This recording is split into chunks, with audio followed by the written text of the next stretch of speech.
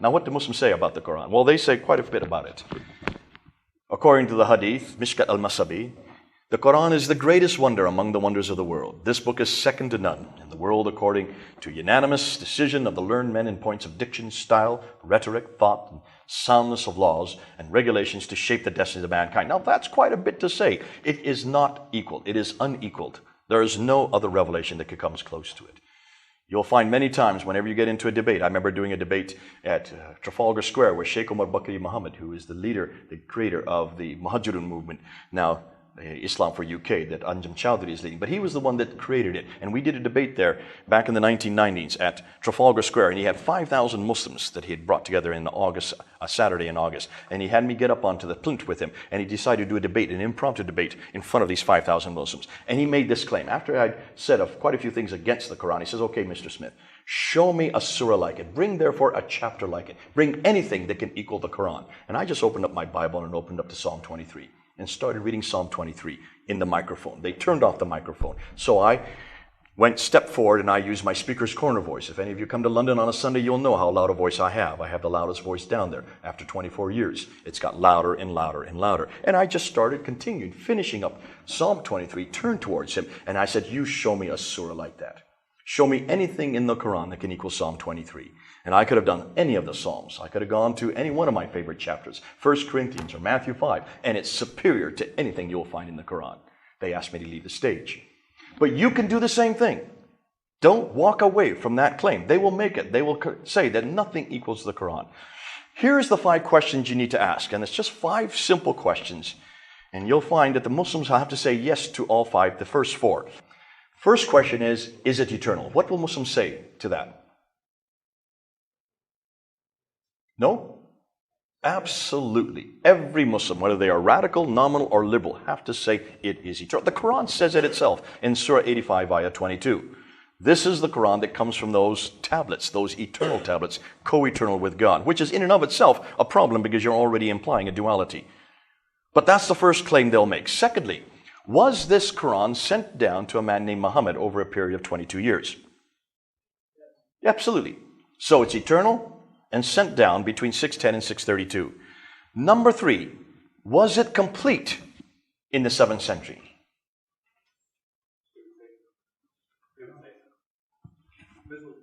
Absolutely. Every Muslim, whether they are radical, nominal, or liberal, will say, well, maybe the liberals won't. But there's very few liberals left anymore. Almost all of the Muslims, 99%, will say absolutely. It was compiled during the time of Uthman in 650, roughly 18 years after Muhammad's death. So, eternal, sent down, complete. Number 4, has it been changed? Is it unchanged? Absolutely, it is unchanged. So everything we see in the Quran today, every line, every consonantal, every diacritical mark, even some will say the vowelization, all of this is exactly the same as that which is in heaven, which was sent down to the Prophet over the 22 years, then compiled by Uthman. So just remember those 4 words. Eternal, sent down, complete, unchanged. This is so easy. Ask those 4 questions. Then number 5, prove it. Prove it. Which means they're going to have to come up with a complete Quran that's unchanged from the 7th century. That's all we're asking. And we're only talking about 1,400 years ago. If you come down to London, I will show you the Sinaiticus, the entire New Testament, all 27 books of the New Testament from the 4th century, right there in our British Library. Right next to it is the Alexandrinus. That is the entire Old and New Testament from the 5th century. Those 2 documents right there are 300 to 400 years older than the Quran. So certainly they can come up with 1 manuscript from the 7th century. Right? And they claim that they can. Every Muslim will claim that there are 6 manuscripts that exist today that are from the 7th century. Even the scholars claim this. Dr. Shabir Ali claims it. The reason why is because the traditions claim it. Bukhari claims it. Talks about Uthman. that Zayd ibn Thabit was given the responsibility to recompile the Quran. This is in chapter 6, verse 509 and 510 of Al-Bukhari. And that he was to correct it, and if there's any missing text, he was to put it together, and they were to rewrite the Quran. If there was any disagreement, they were to use the Qurayshi dialect, and then they were to burn all the other manuscripts, which is troubling in and of itself, and then they were to make 4 copies and send it to the 4 major cities. One was left in Medina, one was sent to Basra, one was sent to Baghdad, one was sent to Damascus. So Medina, Basra, Baghdad, and Damascus are where the 4 copies were sent. Those are known as the Mus'hafs. Those are the original Uthmanic codices. Every Muslim that I talk to, especially in Britain and here in Europe, will know that. Okay? So, just take a look at the world that we're talking about. That's the map I showed you earlier. You can see where Basra is, you can see where Baghdad is.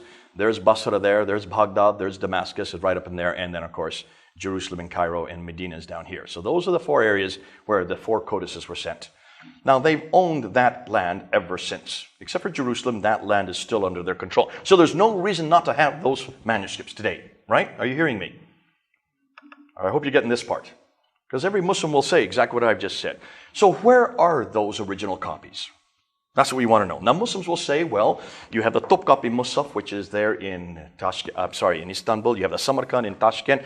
Dr. Shabir Ali, who is considered the world authority on this, and this is the debate I did last September. You can go up online and look at the debate in Toronto. I asked him, and he was very clear that the Topkapi, the Samarkand, and the Ma'il, the 3 of them, are Uthmanic, and they are complete and unchanged.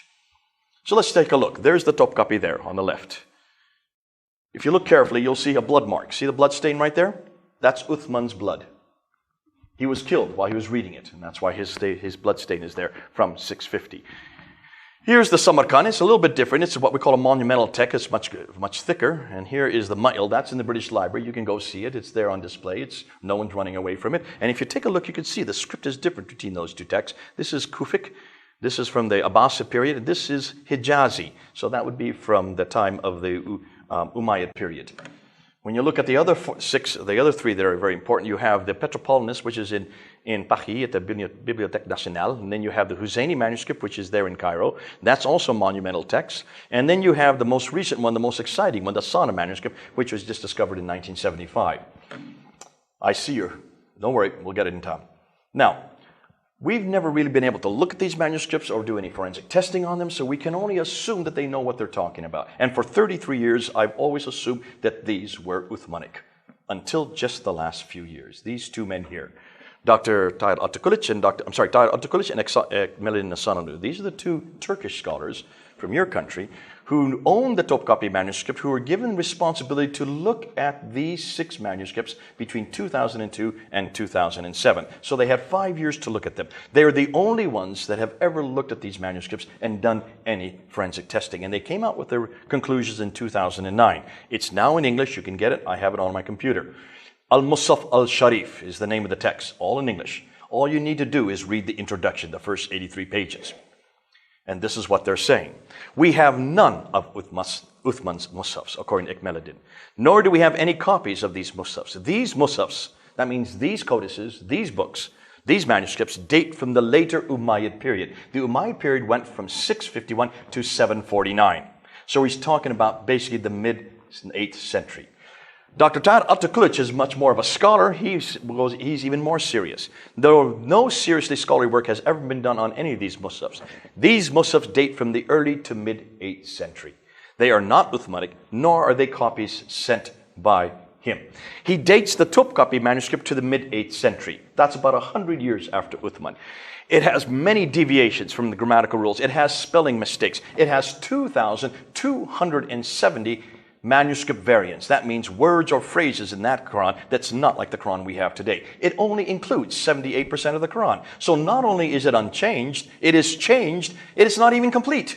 And it is about 100 years after Uthman. Strike 1. The Samarkand, he says, is from the mid-8th century. It only goes up to Surah 43. It is full of grammatical mistakes. In fact, it is so hopeless, he says, it's an embarrassment because whoever wrote it did not know their Arabic. And it only includes half of the Quran. Undisciplined spelling, different writing styles, scribal mistakes, copyist mistakes, written by someone with little experience, with later additions. He finally concludes it's an embarrassment. Don't even use it. That's the one in Tashkent in Uzbekistan. The Quran only goes up, again, to Surah 43. Isn't that interesting? It's from the late 8th century. This would be the one that should be the oldest because it has the Hijazi text, which is the earlier script. It only includes 53% of the Quran. It is full of manuscript variants. The Paris Petropolitanus is not complete. It only includes 26% of the Quran. 74% is missing. It has mistakes. It is later modified. It has 93 differences with the disagreements with the Quran that we have today, just within the 26% that does exist. The Husayni Cairo manuscript is from the 9th century. It's 200 years after Uthman. He said mid-8th century. Franz of Dorosh has now corrected him and put it to the 9th century. It is bigger, much later. It is full of manuscript variants and the Sana manuscript. This was discovered in 1975. It was looked by the Germans in 1981. They found that the upper text is probably the earliest of all the manuscripts. It is dated to 705. However, if you take a look at it very carefully, I went to visit Dr. Garrett Pritt and he showed me a facsimile. Here is Surah 19. The yellow mark jumps to Surah 22. What happened to Surah 20 and 21?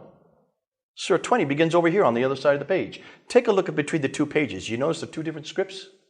That's a 705 script. This is a late 8th century script. There's about 60 years between these two pages. Can you see the problem? What's more, take a look at every one of those orange marks. See, every time you see an orange mark, that is a manuscript variant. That means a phrase or word that is different from the Quran that we have today. There's 1,000 of these manuscript variants just within that manuscript, but it gets worse. When they looked at it carefully, they noticed that it had a subtext, an undertext. If you look carefully under ultraviolet light, you'll see another text that's underneath because this is written on animal skin. You can wash it off and write over top and wash it off and write over top. Now, we're just looking at the first layer. They are now separating it at Columbia University, and they're looking at the two layers. And they notice that the lower layer is from the late 7th century. It disagrees with the upper layer. Ooh, I love this. Dr. Garrett Pritt's wife, Elizabeth Quinn, is coming out with a book next month. She has found 4 layers of text. We're going to hear about it next month. It's finally in English. She's going to destroy any notion that there was any Quran at all from the 7th century. But let me just go beyond this to the best material. Here's where the rubber hits the road. This is the best. I saved the best to last. Dr. Dan Brubaker did 10 years of study. I see the 5 minutes. 10 years of study, and he looked at the 10 major manuscripts, including the 6 we just looked at, and 4 others that are much later, not earlier, but later. He spent 10 years going all over the world, filming them, looking for corrections. He was hoping to find maybe 10, possibly 15 corrections. That's all he was looking for. He found 800. 800 corrections. Insertions, erasures, insertions like you see here. See how the word is just put above the line. Here's another word put above the line. Here's a whole word that's put above the line. Here's a word that's put another. These words were added, hundreds upon hundreds of these insertions. Erasers, say they should erase the word, completely erased it, knowing that there's something's wrong with the text. Hundreds of these erasers where they erased it and then they wrote over top of it. Here they erased it and they wrote over top of it. Here they erased it and they wrote over top of it. Sometimes they didn't even bother to erase it. They just wrote over top of it. So you can see both the lower and the upper text. Ooh, that's lovely. He found hundreds of these tapings.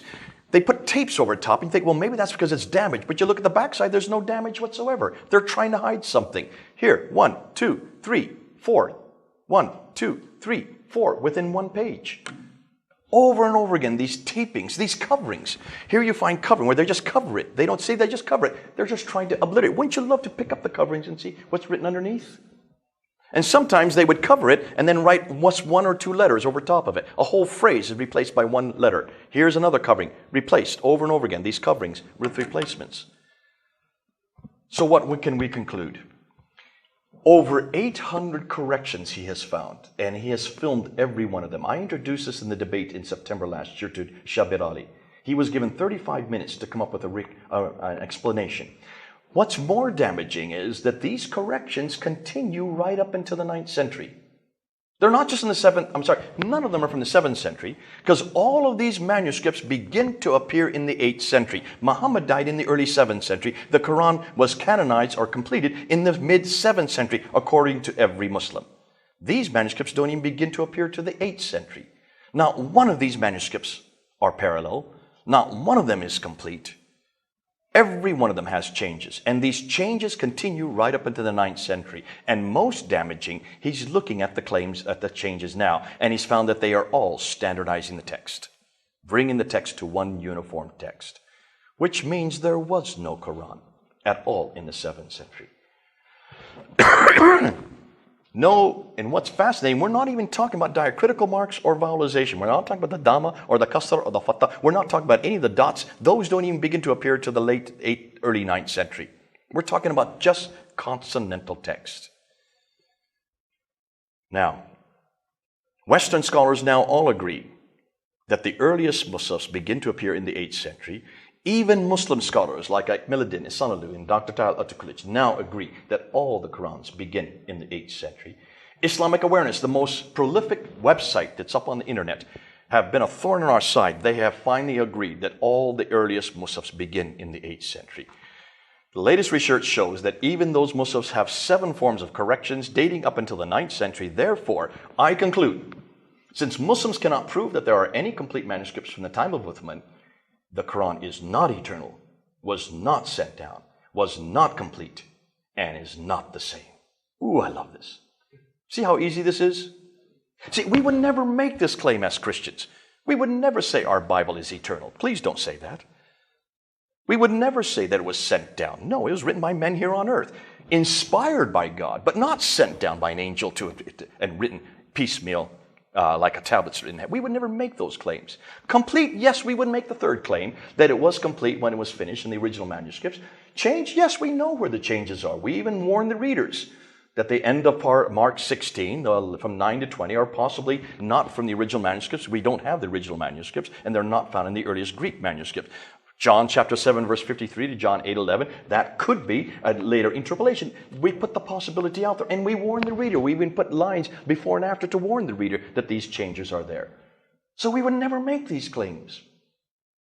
Do you see how easy it is? But hold on a minute. See, the Bible is not the only Word of God that we have. There's another Word of God who took on flesh and dwelt among us. The Word of God, the Logos, right? Is He eternal?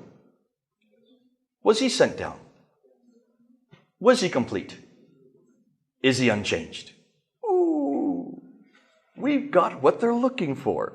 See, everything they want, we've already got. His name is Jesus Christ. Bring Him home. Bring Him home. Now, let's just finish. I see I have to summate this real quickly.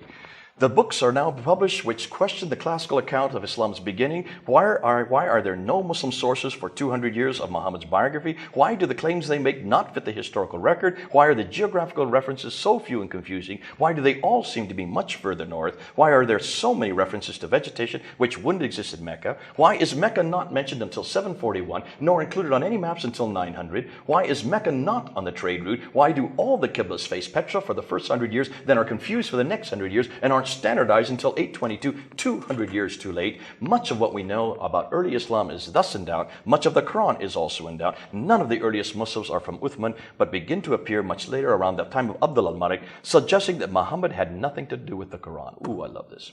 And that's what I said at the debate. Shabir Ali got angry. And he said, I hope you're saying this tongue-in-cheek. And I said, I am not saying it tongue-in-cheek.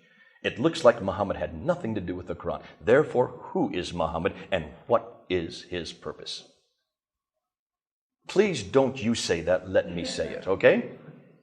It's up on YouTube. That debate that we did in September, now 80,000 people have watched. And this is bringing people to the Lord. Because this same question was asked of our Bible in the 1800s. These questions were all confronting our Bible. Documentary hypothesis, redacted criticism, source criticism. We have answered every one of those criticisms. We're now applying the same criticisms to the Bible, and we're bringing people home. God bless you. We need to stop there. We need to put it on.